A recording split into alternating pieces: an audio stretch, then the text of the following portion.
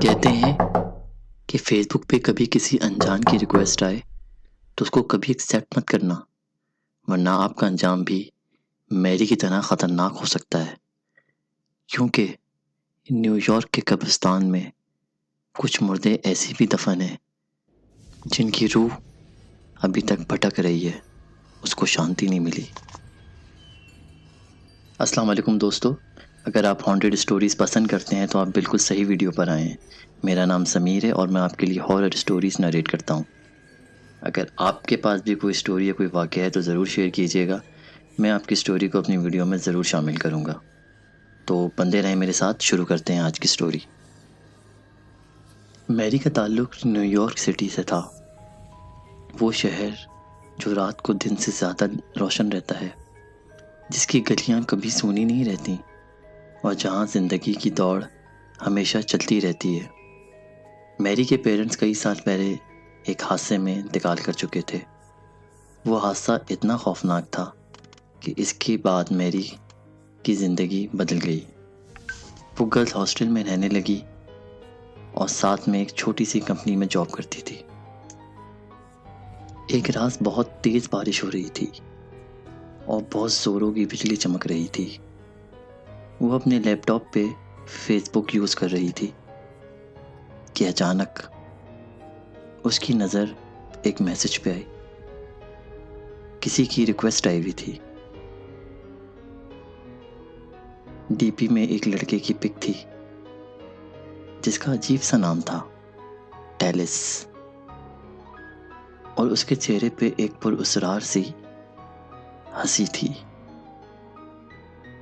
اس کی آنکھیں جیسے صدیوں پرانی کوئی کہانی بیان کرتی ہو۔ میری نے ہچکچاتے ہوئے اس کی فرینڈ ریکویسٹ ایکسیپٹ کری اور دونوں کی چیٹ شروع ہو گئی، اور یہی چیٹ آنے والے دنوں میں میری کی زندگی کو خوفناک اور اندھیرے میں دھکیلنے والی تھی۔ میری نے ٹیلس کو پہلا میسج بھیجا تو اس کا فوراً آنسر آ گیا۔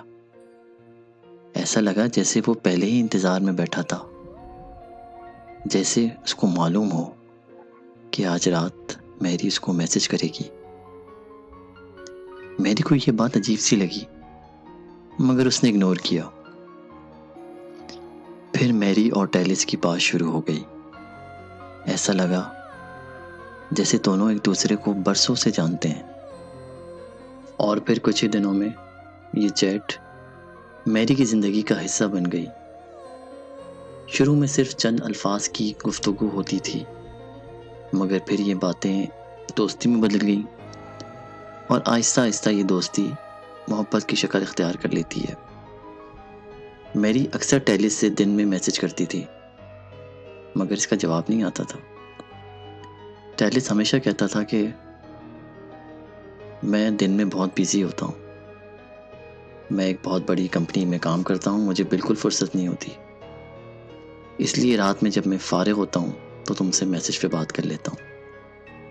میری اس کی بات مان لیتی ہے، لیکن کبھی کبھی اسے بہت عجیب سا لگتا ہے کہ نیو یارک جیسے سٹی میں جہاں لوگ اتنا مصروف رہتے ہیں، وہ شخص اتنا آزاد صرف رات میں کیسے ہو سکتا ہے۔ میری کو یہ احساس نہ تھا کہ یہ عشق اسے ایسے اندھیرے کی طرف لے کر جا رہا ہے جہاں سے واپسی ممکن نہیں ہوگی۔ چند ہفتے کی چیٹ کے بعد ٹیلس نے کہا، میری، کیا تم مجھ سے ملنا چاہتی ہو؟ میری نے فوراً ہاں کر دی۔ ٹیلس نے جگہ اور وقت خود ڈیسائیڈ کیا۔ رات کے 9 بجے شہر سے دور سنسان سڑک پہ۔ میری کو یہ سن کر تھوڑا خوف سا محسوس ہوا۔ آخر کوئی پہلی ملاقات کسی ویران جگہ پر کیوں رکھتا ہے؟ رات کے وقت میری نے ٹیلس کے بتائے ہوئے جگہ پر پہنچ گئی۔ فضا میں ایک عجیب سی خاموشی تھی۔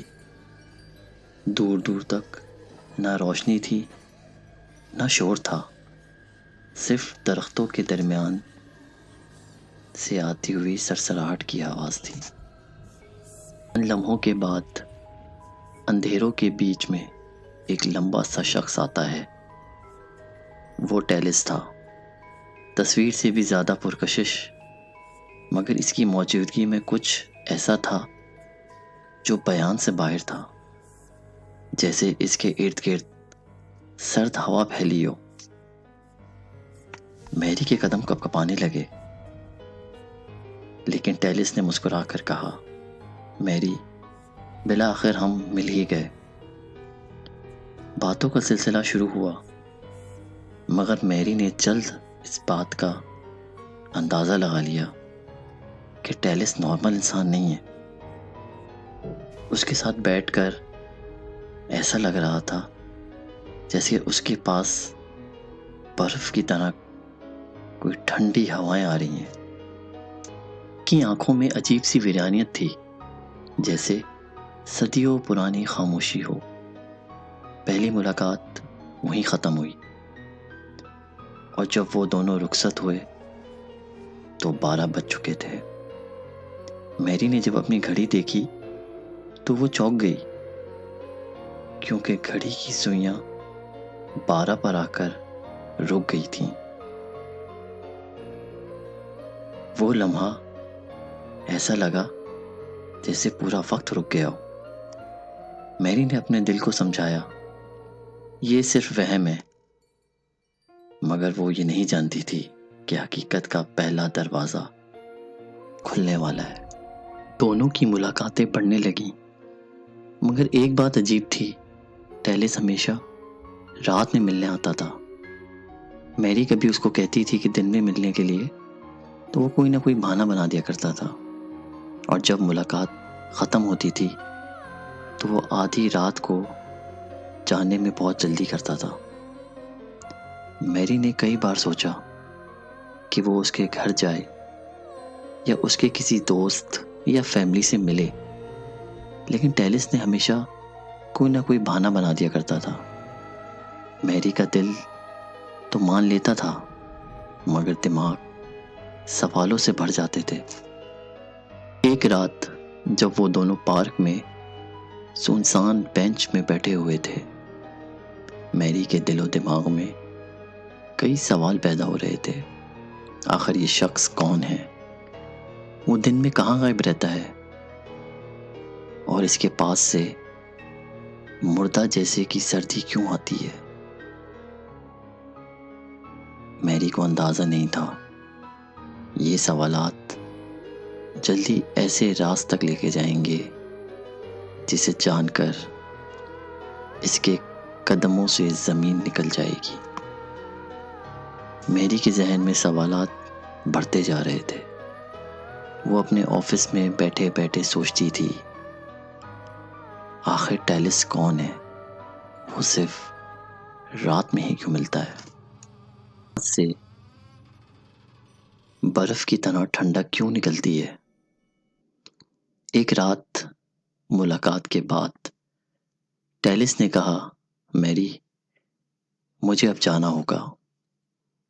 تو میری نے کہا، ٹھیک ہے، میں ہاسٹل جا رہی ہوں۔ مگر دل میں میری نے فیصلہ کر لیا تھا، آج اسے فالو کروں گی۔ ٹیلس اندھیرے راستوں میں تیز تیز قدموں کے ساتھ چل رہا تھا۔ اس کی چال سے ایسا لگ رہا تھا جیسے وہ اس جگہ کا رہائشی نہ ہو، جیسے کسی اور دنیا سے آیا ہو۔ میری بھی اس کے پیچھے پیچھے چلتی جا رہی تھی۔ کچھ دیر میں شہر کی روشنیاں پیچھے رہ گئیں اور سامنے ویرانیاں پھیلنے لگیں۔ رات کی خاموشی میں بس ہوا کی سائیں سائیں تھی۔ میری کا دل دھڑک رہا تھا، مگر تجسس نے اس کے قدم باندھ رکھے ہوئے تھے۔ ٹیلس ایک بڑے گیٹ کے سامنے رکتا ہے تو سامنے قبرستان تھا۔ ٹیلس نے ادھر ادھر دیکھا اور پھر قبرستان کے گیٹ کے اندر چلا گیا۔ میری کی سانس رک گئی۔ وہ قدم آگے بڑھائے یا پیچھے ہٹ جائے، کچھ سمجھ نہیں آ رہا تھا۔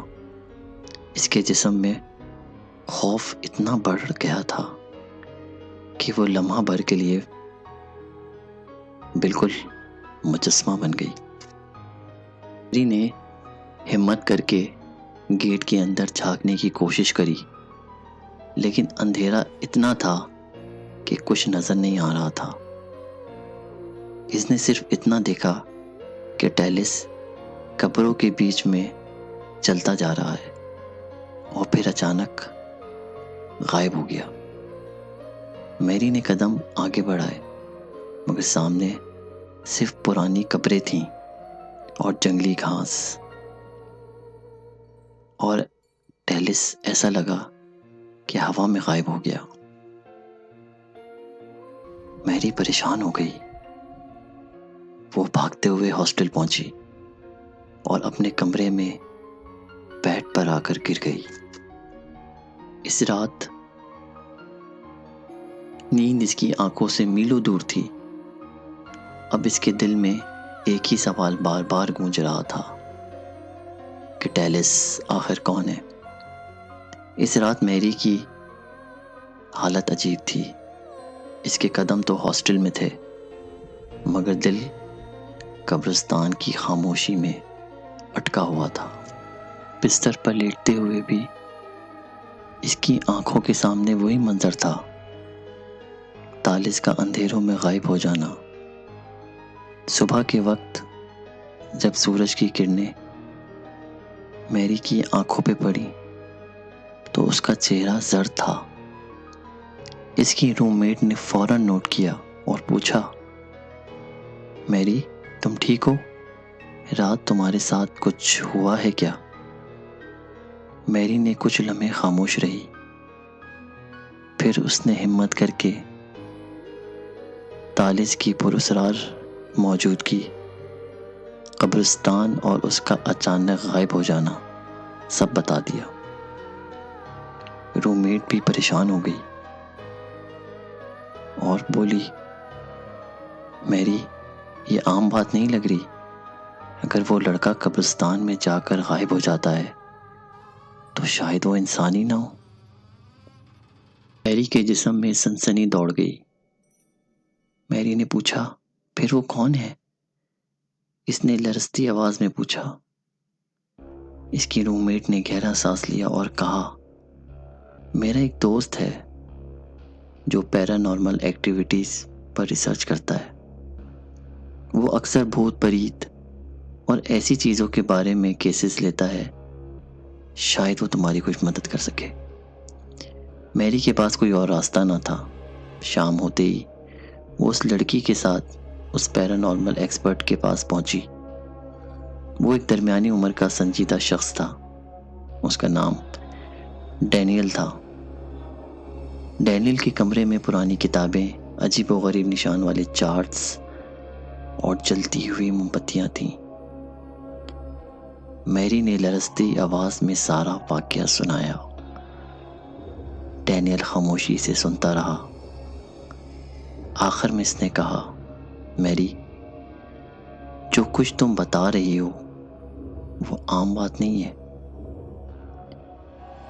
وہ یا تو کوئی بھٹکی ہوئی روح کا معاملہ ہے یا کوئی ایسی ہستی ہے جو اس دنیا میں رہنے کی نہیں، لیکن اس کا سچ جاننے کے لیے ہمیں قبرستان جانا ہوگا۔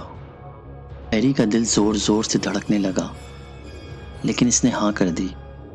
اگلی رات ڈینیل اپنے مخصوص اوزار اور ایک بڑا سا ٹارچ اور بیگ اٹھا کر میری کے ساتھ قبرستان پہنچا۔ رات کا اندھیرا اور بھی گہرا تھا۔ درختوں سے گزرنے والی ہوا کی آواز اور قبروں پہ پڑتی چاندنی کی ایک خوفناک منظر بنا رہی تھی۔ میری کا دل ہر لمحہ کانپ رہا تھا، مگر ڈینیل پرسکون قدموں کے ساتھ آگے بڑھ رہا تھا۔ میری، مجھے وہ جگہ دکھاؤ جہاں وہ لڑکا غائب ہوا تھا۔ میری نے لرزتے ہوئے ہاتھ سے اشارہ کیا۔ وہ دونوں آہستہ آہستہ اسی سمت چلنے لگے۔ جیسے ہی وہ مقام آیا، ڈینیل نے ادھر ٹارچ کی روشنی ماری اب میری کے پیروں تلے زمین کھسک گئی. سامنے ایک پرانی قبر پر مٹی جمی ہوئی تھی اور اس پر صاف لفظوں میں لکھا ہوا تھا: ٹیلس ڈائٹ 10 اکتوبر 1925. میری کے لبوں سے ایک چیخ نکل گئی. وہ پیچھے ہٹ گئی مگر ڈینیل نے اس کا بازو پکڑ لیا. اس کی آنکھوں میں ایک خوفناک سا ڈر تھا. ڈینیل نے کہا: میری، تم جس سے اتنی راتوں سے باتیں کر رہی تھی وہ انسان نہیں ہے. وہ ایک صدی پرانی بے چین روح ہے. اب چاند بادلوں میں چھپ گیا. قبرستان کا ماحول مزید تاریخ اور خوفناک ہو گیا. میری کو لگا جیسے قبر کی ٹھنڈک اس کے وجود میں اتر رہی ہو. ڈینیل قبر کے سامنے جھک گیا. اس نے اپنے بیگ میں سے ایک چھوٹی سی ڈائری نکالی جس کے اوراق پر عجیب و غریب نشان بنے ہوئے تھے. ساتھ ہی ایک موم بتی بھی جلائی اور قبر کے سرہانے رکھ دی. میری کی سانسیں اٹکی ہوئی تھیں. اس کے دل میں خوف کی لہریں لرز رہی تھیں مگر وہ ہمت کر کے وہیں کھڑی رہی. ڈینیل نے دھیرے دھیرے پڑھنا شروع کیا. ایک ایسی زبان جسے میری نے کبھی سنا نہیں تھا. وہ الفاظ جو ڈینیل پڑھ رہا تھا وہ الفاظ قبرستان میں گونجنے لگے. اچانک ٹھنڈی ہوا چلی. موم بتی جیسے بجھ رہی ہو اور میری کے بدن میں سنسنی دوڑ گئی.